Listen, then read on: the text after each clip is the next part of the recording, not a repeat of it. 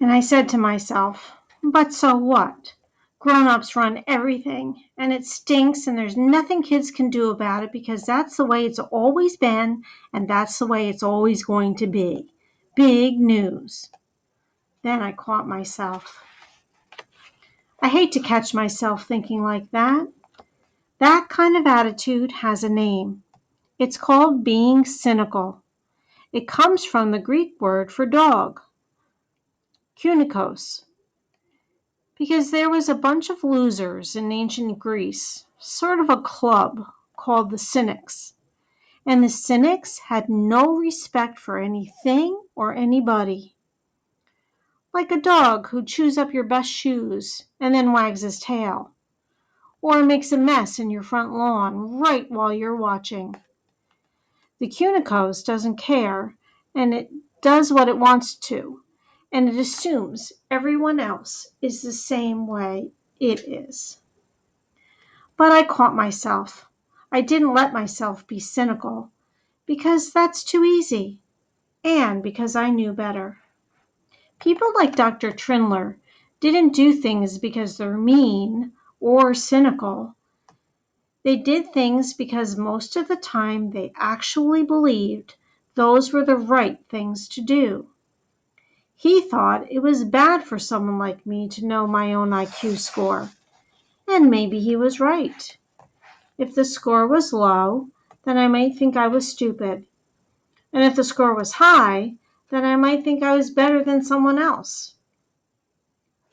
But then I asked myself, how are these IQ scores different from grades? Or the mastery testing scores? How come they don't hide all the grades and scores from kids? Teachers need to know the grades so they can figure out how to help kids do better and learn more.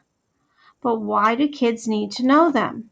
After all, those CMT scores didn't help Stephen, not one bit.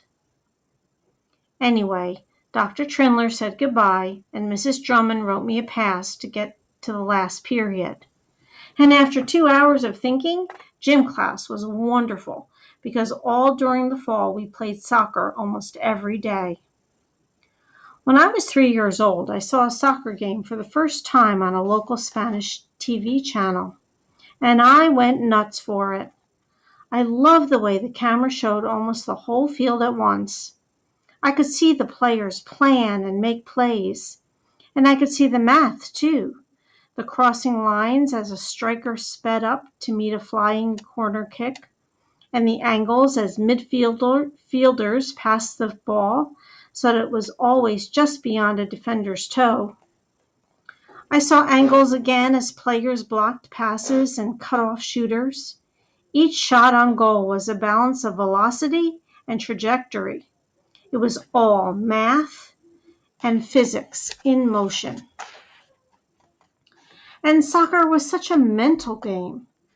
The best players had the whole field and the other players completely inside their heads. The field wasn't out there, it was all inside. And then, goal! Fantastic! Ever since first grade, the soccer field had been the only place where I could really let myself loose. I had never had to hide anything out on the soccer field. I could be as smart and creative and talented as I wanted to, because nobody ever treats a gifted athlete like she's weird. And that's not true if you're a gifted student. So during gym class, it was me, 4 other girls, and 6 boys against another mixed team of 11 kids. And Stephen was on my team. It was a good, quick game, and we won it 4-3. I scored 2 out of the 4 goals. But the best part wasn't the winning or the praise from Mr. McKee or the high fives from my teammates. I hadn't been trying to beat anyone or prove I was great. For me, the best part came when the game was tied at 3-all, and there were less than 2 minutes on the clock. With my hair pulled back into a ponytail and my legs and arms and lungs pumping away, I felt like I was 100 feet above the field, calmly looking down. The need to think and analyze and plot and plan melted away.